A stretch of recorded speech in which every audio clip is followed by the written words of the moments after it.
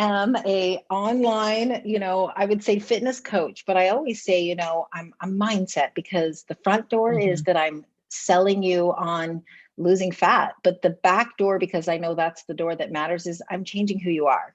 So I rope you in with the fat loss, but I actually really get you to change your identity.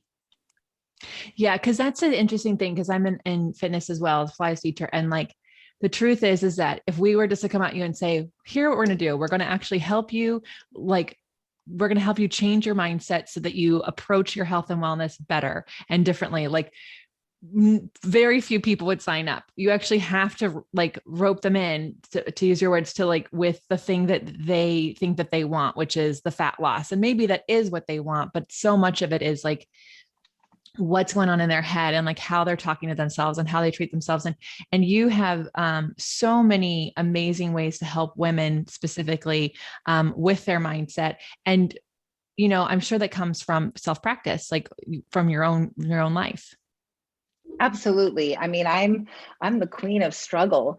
Some brought on by myself, and I think like I'm going to share. I had stage 4 non-small cell lung cancer for over 7 years, but the first 2 years was accidental mindset.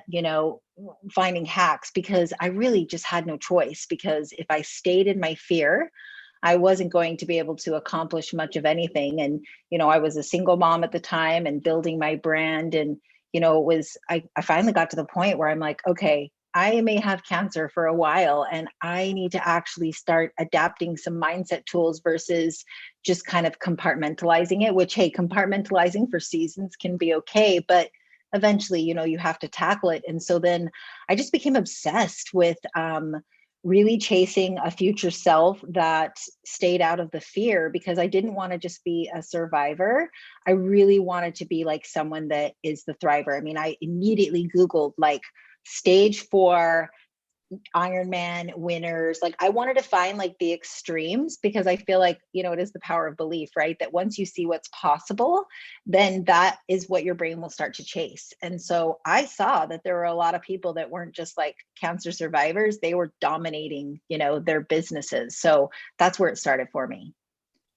Oh, this is so great. So, I mean, first of all, we can share that you are cancer free and Yes. yes, and we can dive more into the recent news on that soon. But I really love what you just said. You were searching for evidence of what you wanted to see. You wanted to see proof of, which is people thriving, people doing Ironmans and having these crazy businesses and all these accomplishments post cancer, so that you could see that and be that for yourself while you're going through your cancer. That's amazing. It's such a game changer. I mean, I say to anyone that's having, because it's like everything in our life is just stories that we're telling ourselves. It's how we're defining it, right? And we can realize that we don't even need to put definition onto the stories that are coming our way. But two, it's if you're having a limiting belief or something that's holding you back from your greatness, because I do believe we are all destined for greatness, and you have to at least start to believe that first and foremost. So when you're starting to have primal feelings of like fear, anger, anything that's negative, you got to stop yourself and go, okay, I got to find proof on the other side. So if you're like a single mom struggling right now, it's like find every freaking story of a single mom that's overcome. If you're going through a divorce right now, it's finding people that have thrived through that. Because and it's one thing to tell it to yourself, but it's you got to see it, because you will become that. You will start to chase that. Your body will gravitate towards that. I had a guy on, Chad. Chad Wright came on. He's a former Navy SEAL, and he goes, it's so powerful when you see that your physiology will even change. He goes, I do ultra marathons, and the crazy thing about ultra marathons is it's not until they get about to mile 95 that it's actually new territory for them, which is insane. That means that they're always practicing and training for something that they don't even get any new direction for like a while, right?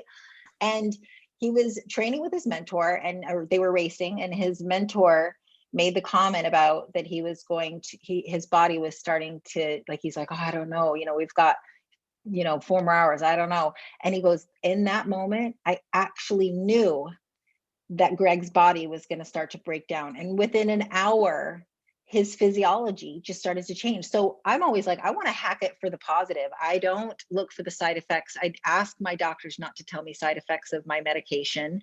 I don't like to hear that kind of stuff because I ask myself, does it serve me to know? No, I'd rather actually go look for all these amazing stories so that when I'm taking my medication, I'm not even thinking about that. And it really does make your, I mean, I'm not a unicorn. I always say to people, like, I'm not special. I've just learned to master the mindset in those ways that's helped me become the fighter.